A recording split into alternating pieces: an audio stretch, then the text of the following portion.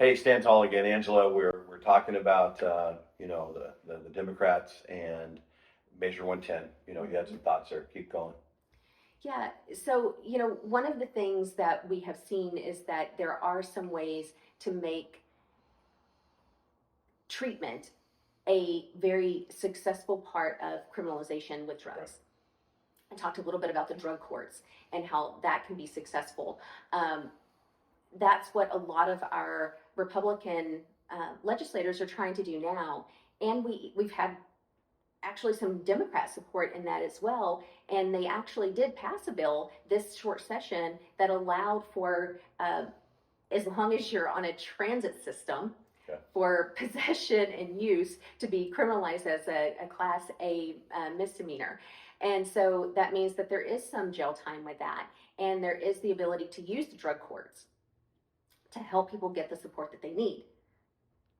There's been resistance on passing that everywhere else. And that's what we don't really understand why that isn't happening. Does it ever come up in a conversation? I mean, I'm just kind of curious because as a person in education and coach thousands of kids, discipline always comes into play. Yep. Consequences come into play. And I just have seen it for my whole career that when it's just loose and there's no guidelines, kids can be pretty difficult to manage. When there are guidelines, they like it. They really like it better. And they don't know better because they're kids. When I look at like the homeless thing and the drug usage, and I've had family members be, part of that, it just seems to me that the compassionate thing to do when I see a homeless person like I did when I was driving in here today in Salem, that I would want to help that person get to a facility for mental health, for physical health, to be given, food and shelter and all the things he needs. I mean, I have a lot of compassion that way. But I think the maybe where I differ from the 110 is my compassion wants to really help that person. Yeah. Like, what can I do to get this person to the point where they could get back into a real life? Yeah. And from a mental health background, I have a doctorate. There is a lot that can be done and could be done. One of the things that I saw when Measure 110 was put on the ballot was that people were lied to. There was a huge campaign to push through Measure 110 that's oftentimes supported by outside people from outside of our state putting money into our state politics. Well, why? I mean, I know why, but why are they lying? Why did they come in So like that? what I saw in that measure, they sort of framed it as a way to support mental health and how they could, by decriminalizing psychedelics, they could help people get better from PTSD. Yes, there's some support for that in research. However, they made it sound like it was all about that, and it absolutely wasn't. What they didn't say was the disclaimer that didn't make it into any of the materials was that they were going to decriminalize every drug, including hard drugs and narcotics. So now we have an out-of-control opioid problem where we have people that are old and young dying at epidemic rates. So what we have to do is really take a really close look at every measure that comes down and look at the truth of it.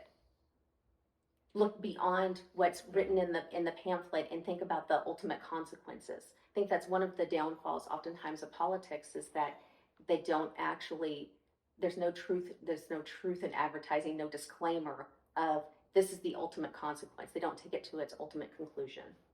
Well, I mean, I know you're well more versed than just a coach. When I look at kids and I would try to look at their situation, I'm always like trying to go, okay, they have a difficult family life. They don't have a lot of money, but that was not always the case where kids had mental health or issues. Yeah. Most of the time that came with kids that had money. Mommy's driving a Mercedes. I mean, they had stuff going on. They still had issues though. And what I found through the years, one of my favorite parts about coaching was helping those kids take the next step out of, say, parents getting divorced or something else that happened in their family, helping them through to the next spot. My feeling is our compassion is like we don't want to tell people no anymore. Yeah. And for me, no was one of the best lessons I ever got. Absolutely. So I grew up extremely poor. definitely well below the poverty rate. Right. My parents divorced when I was 6. I mostly raised myself. I had a fantastic grandma, a praying grandmother. And so, but I'd never used that as an excuse to stop me. Right. I joined the military. I got my education. I did it because I was determined to do something different and make something better for my life. And knowing that we had an opportunity here in America that you don't have in a lot of other places in our world, was the freedom to actually explore the things that interested me and that I knew would provide opportunities for me to better my life. But that responsibility was put on me. It wasn't put on someone else to do it for me. And when you take that intrinsic drive away from someone and you just hand it to them, then they never know exactly what they're working for, because they don't have any motivation to actually get there. I looked at being poor. By the way, I always knew when we were broke. I get a crack up when people talk about being broke. And a lot of people don't have a lot of money. I get that. Yeah. But I always knew when we were broke. Because my mom and dad would roll their own cigarettes. Oh, that's funny. And I just knew at like 7, 8 years old that we did not have a nickel to our name. And we might not have heating oil for a couple weeks in the middle of winter. We were walking around with sweatshirts and blankets and quilts and stuff because we were broke, and we weren't eating normal dinners. We were eating maybe pancakes. So again, I go back to these people that are, say, homeless, or they've fallen into the drug pattern. And I'm like, I really want to help them. Yeah. I really want them to get into a facility and say, we can really help you. And not that everybody wants to be helped. I've heard this one, and I wanted to get your input. Well, I just want to live this way. I like being homeless and just living this way. What do you say to that? What I say is that I find that few and far between. Yeah. But what I hear more often is the people that talk about how hitting their rock bottom helped them to climb their way out. Kind of like alcoholism, Yep. making them go to AA. Yep. Okay. And that being at that bottom was when they got arrested and they were sitting in a jail cell, or they knew that they were going to be in prison for a little while. And so oftentimes that is people's rock bottom. Right. And that helps them to get to where they need to be. But having those diversion the opportunity for diversion to avoid that. Right. And having the judge take compassion on them and put them in those programs where then they get to see, through the support of a system that has wraparound services, this is what's been going on. This is why I've been using. Right. And this is how I can do something different. Okay. That's how you help better our society and better those people's lives, but not just them. And it really starts at school. Every research project that has ever come out about what helps kids in school is having the supportive family.